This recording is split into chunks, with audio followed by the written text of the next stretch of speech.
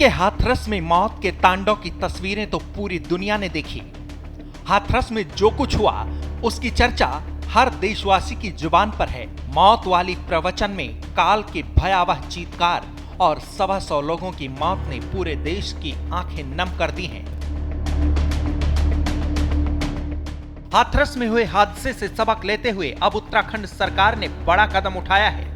उत्तराखंड में हाथरस जैसी अनहोनी कभी ना हो, इसके लिए राज्य सरकार सजग हो गई है और इसके लिए प्रदेश के हर जिले में उत्तराखंड पुलिस मुख्यालय की तरफ से दिशा निर्देश जारी किए गए हैं। सरकार इसे लेकर जल्द ही नए एसओपी का ऐलान कर सकती है, जिसके तहत पूरे प्रदेश में भीड़ भाड़, वार्षिक मेले और किसी खास आयोजन को लेकर नए नियम बनाए जाएंगे।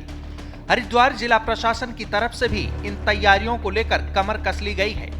हरिद्वार में कथा प्रवचन और धार्मिक आयोजन को लेकर प्रशासन सजग हो चुका है, तो वहीं जिलाधिकारी धीराज सिंह गब्रियाल की तरफ से नियमों की सख्ती को लेकर नए निर्देश जारी किए गए हैं। हम लोग को चाहिए कि जो भी लोग अपना परमिशन वगैरह इश्यू करते हैं, जो भी संबंधित मजिस्ट्रेट इसमें परमिशन इश्यू करता है, हम लोग इसमें ग्राउंड से रिपोर्ट लेते हैं, पुलिस की आख्या लेते हैं और फायर सर्विसेज की आख्या लेते हैं। तो जब भी परमिशन इशू किया जाता है, इसमें जिम्मेदारी हमारे मजिस्ट्रेटों की है और संबंधित विभागों की है। अगर कोई भी सत्संग, कोई भी प्रोसेशन, उसके लिए परमिशन दी जाती है तो उसमें सारी चीज़ें जिनको इनकॉर्पोरेट करना है, जो प्रिकॉशंस वगैरह लेने हैं, तो उसको मौके पर भी इसको सुनिश्चित कराना संबंधित मजिस्ट्रेटों की जिम्मेदारी। इसमें देखिए एक एसओपी है ऑलरेडी इन सब को लेके। एनडीआरएफ के गाइडलाइंस को भी अगर हम पढ़ लेते हैं या और चीज़ों में भी पढ़ते हैं, देखते हैं, तो एक एसओपी है कि आपको किन किन चीज़ों को सुनिश्चित करना है। यूपी के हाथरस में अव्यवस्थाओं के अभाव में और लापरवाहियों के चलते बड़ी संख्या में लोगों की जान चली गई। मौत के इस महातांडव के बाद लगातार हो रहे खुलासे कमियों और व्यवस्थाओं की पोल खोल रहे हैं। अब इन्हीं व्यवस्थाओं को लेकर उत्तराखंड सरकार भी नए कदम उठाने जा रही है।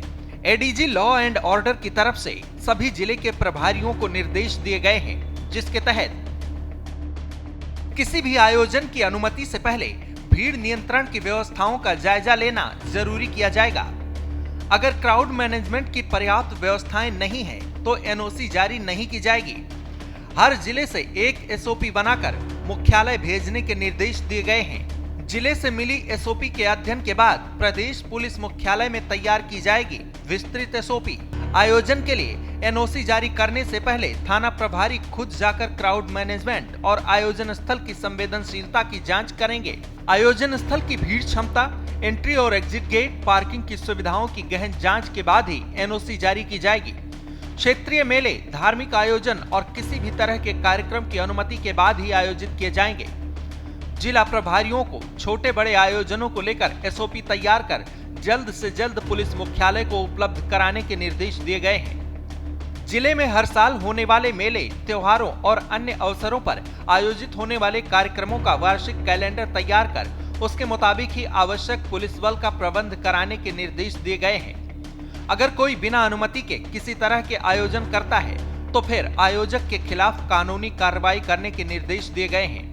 किसी भी मेले और धार्मिक आयोजनों की आयोजक 15 दिन पहले इसे प्रचार कर सकेंगे। ये वो नियम है जिसे उत्तराखंड प्रशासन की तरफ से जल्द लागू किया जाएगा।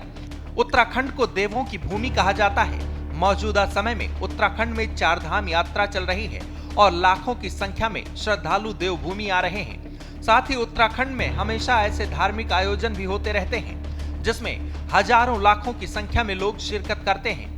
राज्य में साल भर श्रद्धालुओं और पर्यटकों की भारी भीड़ जुटी रहती है। ऐसे में व्यवस्थाओं और प्रबंधन की दृष्टि से ये प्रदेश काफी संवेदनशील माना जाता है। हाथरस कांड से सबक लेते हुए धामी सरकार ने ऐसे किसी भी अनहोनी से बचने के लिए ही नए नियम कायदे लागू करने का खाका तैयार किया है। श्रेष्ठ उत्तराखंड पर खबरों से जुड़े रहने के लिए चैनल को सब्सक्राइब और लाइक करें, बेल आइकन दबाएं और देखते रहें श्रेष्ठ उत्तराखंड।